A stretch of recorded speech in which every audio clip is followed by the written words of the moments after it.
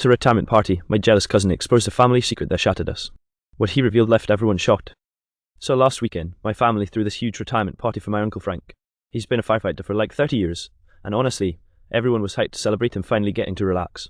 The party was at this big community hall my aunt rented out. It had those tacky string lights, buffet tables lined with food, and a cheap DJ blasting 80s music way too loud. Everyone was laughing, drinking, hugging Frank, and just kind of basking in the he made it vibe. Now here's the thing, my cousin Gary has always had issues. He's the kind of guy who gets real quiet in the corner, but you can feel the resentment radiating off him. He and Frank never really got along. Frank's the kind of loud, boisterous uncle who dominates every conversation, and Gary has always been the overlooked, nobody notices me type. At first, things seemed fine. I was talking with my mom near the food table when Gary sidled up, holding a plastic cup of whiskey like it was a weapon. He leaned in and muttered, "Figures, Frank gets a hero treatment while the rest of us just get ignored." I tried to laugh it off. "Come on, man, it's his nay. He ran into burning buildings for decades, he kinda deserves this." Gary's jaw tightened, and he gave me this look like I'd betrayed him. Yeah, sure, he's the golden boy, always was, even when. He stopped himself, took a big gulp of his drink, and just stalked away. That left me uneasy, but I figured he was just being Gary. Until about an hour later. So the DJ cuts the music for speeches, right? My aunt goes first, sweet and teary. Then Frank gets up there, red in the face from both alcohol and attention, and starts telling these wildfire stories. Everyone's clapping, cheering, having a good time. That's when Gary stands up in the back of the hall and yells over everyone. "Why don't you tell them the real story, Frank?" The whole place went silent. Like, you could hear the ice melting in the coolers. Frank froze mid-sentence, still holding the mic, and just stared at Gary. My aunt hissed, "Sit down," but Gary ignored her. He stormed up to the front, pushing past people. All this fake praise makes me sick. You think he's some hero. This man isn't who you think he is. People started whispering, shifting uncomfortably. My mom grabbed my arm, muttering, "Not here, not now," but it was too late. Gary was shaking, his voice cracking with rage and something else. Something deeper. "You gonna tell them, Frank?" Gary shouted right in his face. "Or should I?" I swear the tension in the hall was suffocating. Frank lowered the mic slowly, and I saw his face change. For the first time in my life, Uncle Frank looked scared. And that's when I realized Gary wasn't bluffing. There was a secret. And it was about to come out. The silence was unbearable. Everyone's eyes darted between Frank and Gary like we were watching a car crash in slow motion. The DJ, poor guy, looked like he wanted to crawl under his booth and disappear. Frank finally muttered into the mic, "Gary, sit down, this isn't the time." But Gary wasn't having it. His face was red, his fist clenched, and his voice boomed across the hall. "The time? Oh, now isn't the time. You've had decades to come clean, decades of people worshipping you while the rest of us had to live with the truth." My cousin Lauren whispered to me, "What truth? What the hell is he talking about?" My aunt tried to intervene, clutching Gary's arm, but he yanked away so hard her bracelet snapped, beads scattering across the floor. People gasped. Gary stepped right up to Frank, chest to chest, and practically spat the words, "You think you're my uncle? You're not. You're my father." I swear the room collectively gasped. Someone dropped a plate near the buffet, shattering glass. My mom covered her mouth. My cousin Mark muttered, "What the F*** under his breath." Frank just stood there, pale as a ghost. He didn't deny it. He didn't laugh it off. He just looked down at the floor, gripping the microphone so hard his knuckles turned white. "Say something," Gary barked. His voice cracked, and it wasn't just anger anymore. It was years of pain bursting out all at once. Finally, Frank said, "Gary, please, not like this." But that was enough. That hesitation, that pleading, it told everyone in the room that Gary wasn't lying. The whispers turned into full-on murmurs. People were craning their necks, whispering, "Did you hear that? His son?" My Aunt Frank's wife looked like she'd been shot. Her face went sack, wine glass slipping from her hand and staining her dress. "Is this true?" she whispered, so softly I almost didn't hear it. Frank reached for her, but she stepped back, shaking her head. "Don't touch me." Gary's voice broke again, but this time it wasn't rage, it was desperation. "All my life, I was the bastard cousin, the outsider, but I knew, I always knew, and you just pretended like I didn't exist, like I was some family mistake you could bury." People were frozen, unsure whether to leave or stay. I felt like I was trapped in a nightmare, watching the walls of our family crumble in real time. Frank finally put the mic down, his voice low but audible. It was a mistake, one I've regretted every day. That single word of mistake hit Gary like a punch to the chest. He shoved Frank so hard he stumbled against the stage. A couple of uncles jumped in to separate them, but the damage was already done. The retirement party was over. Nobody cared about cake or speeches anymore. Their hero firefighter had been unmasked, and Gary had burned the whole illusion to the ground. And me? I just stood there, realizing nothing in our family would ever be the same again. The room was chaos. Half the family was shut in, the other half whispering, and a few were just walking out, shaking their heads. The DJ shut off the music completely and looked like he was begging for someone to tell him it was safe to leave. My Aunt Frank's wife stormed out first, clutching her purse like it was a lifeline. She didn't even look at him, just shoved past people. I heard her mutter, 30 years of lies before the door slammed behind her. Frank tried to follow, but Gary blocked his path. "Don't you dare walk away from me," Gary growled, eyes glassy. "You don't get to run this time." Uncle Tony, who'd had one too many beers, finally snapped. "Jesus Christ, Gary, shut the hell up, this is a retirement party, not Maury." Gary turned on him like a wild animal. "You knew, didn't you?" Tony raised his hands. What? No, I didn't know. Asterisk.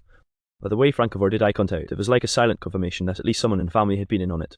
And if there's one thing my family hates, it's realizing they've all been duped. My mom squeezed my arm so hard it hurt. We need to go, right now. But I couldn't move. I couldn't take my eyes off Gary. He wasn't the angry cousin anymore. He looked broken. Do you know what it's like, he shouted, voice cracking, to grow up in this family and know you're different, to be treated like some stray while the golden boy here gets medals and applause. He jabbed a finger at Frank.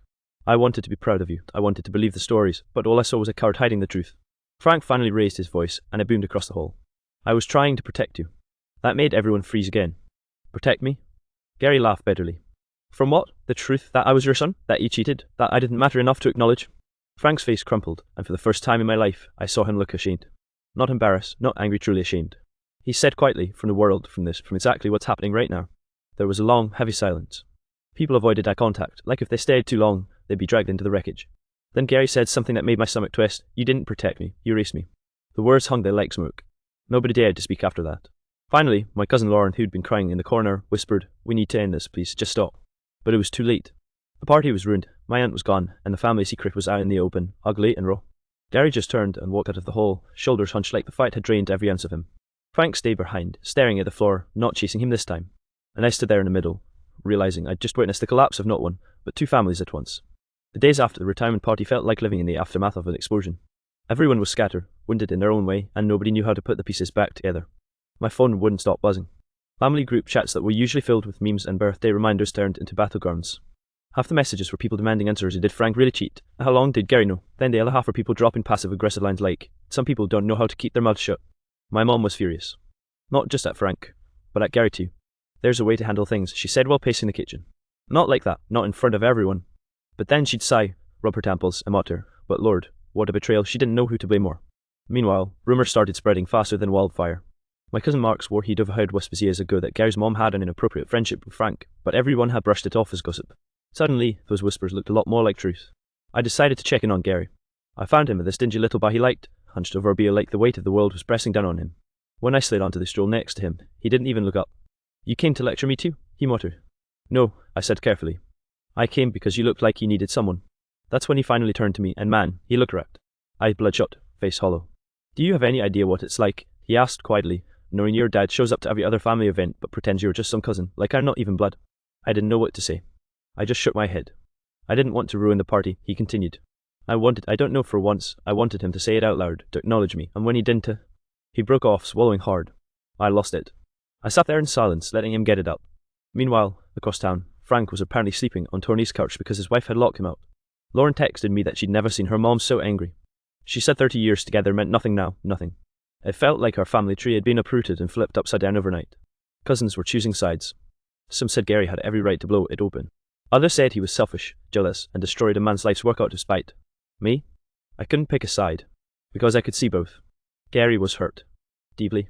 But Frank was broken too, and maybe he'd been carrying that shame for decades. And I realized something that made my stomach churn. This wasn't going to just fade away. This wasn't some holiday argument we'd laugh about years later. This was permanent. The retirement party was supposed to mark the start of a new chapter.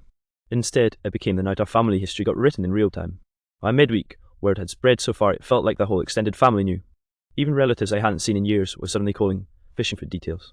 My mom finally said what we were all thinking. We can't keep going like this. We need a family meeting. So that Sunday, we gathered at Aunt Linda's house, neutral ground. No decorations, no party food this time. Just a long dining table with too many people crammed around it, plates of untouched cookies in the middle, and an atmosphere so tense you could slice it with a knife. Frank walked in late, looking like he'd aged 10 years in a week. His wife, Carol, sat stone-faced across from him, arms crossed, eyes burning holes into the table. Gary showed up last, shoulders squared but clearly nervous. Nobody spoke until Linda finally sighed, All right, we're here, let's figure this out. Frank started first. I owe you all an explanation. His voice cracked. Yes, it's true. Gary is my son. Gasps rippled again, even though most of us already knew in our gut. Carol flinched like she'd been slapped. Frank continued, eyes on the floor. It was a mistake from years ago. I was young, stupid, and selfish. I thought burying it would spare everyone pain, but I see now all I did was cause more. Gary laughed bitterly. Spare everyone? You mean spare yourself? Don't twist it like you were protecting me. You didn't even want me. Don't say that, Frank said, finally looking at him. You don't understand how much I thought about you. Gary's eyes filled with tears, but his voice was sharp. Then why the hell didn't you act like it? Why wasn't I your son? Why was I just cousin Gary at every damn reunion? Carol slammed her fist on the table, startling everyone. Because he's a coward. That's why, she snapped, glaring at Frank. You lied to me, you lied to all of us, 30 years of marriage, and this is how I find out, at a party. Frank tried to reach for her hand, but she jerked away. Carol, I never stopped loving you. I was terrified you'd leave if you knew. Well, she said coldly, you should have trusted me enough to give me the choice. The room went dead quiet. Terry sat back, arms crossed, and for once Frank had nothing to say. It was my cousin Lauren who finally broke the silence. She was crying softly as she said, this isn't just about you three, this is about all of us. We're family, and now everything feels like a lie. Nobody argued with her, because she was right.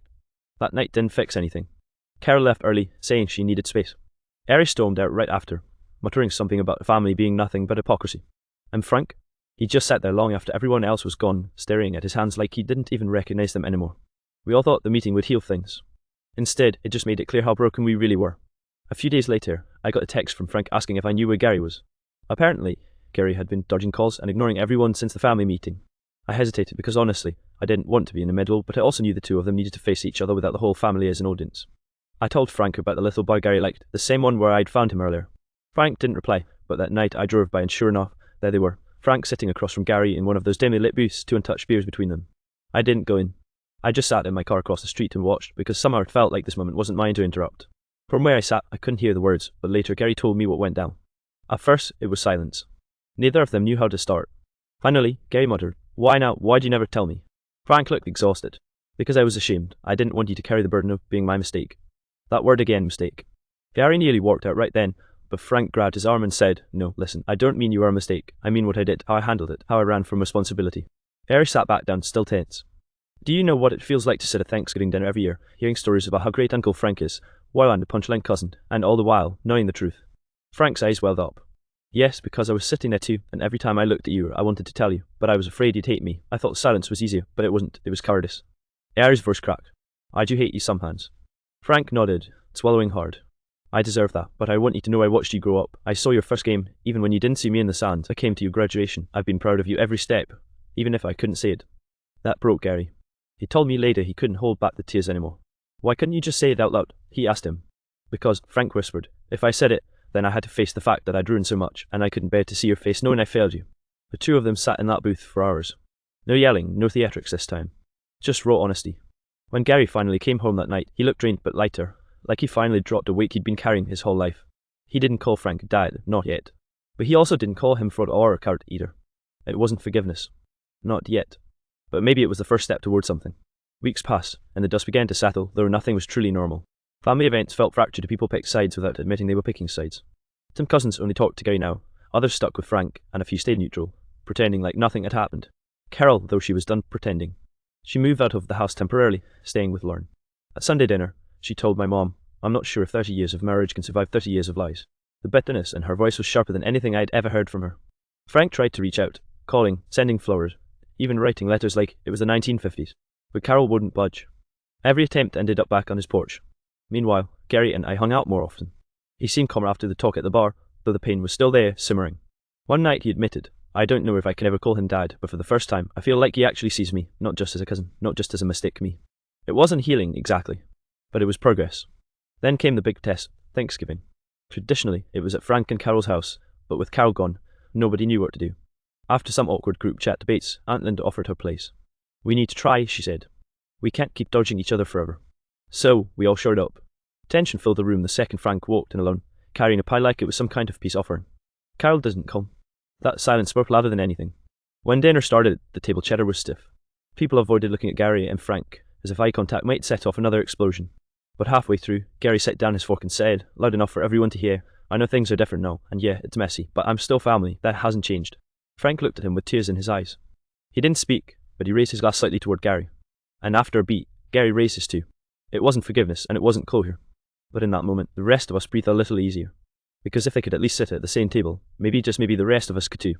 Later, as I was leaving, I saw Gary standing outside, smoking, staring at the night sky. Frank walked out too, hesitated, then stood beside him. They didn't say a word, but they stood there together.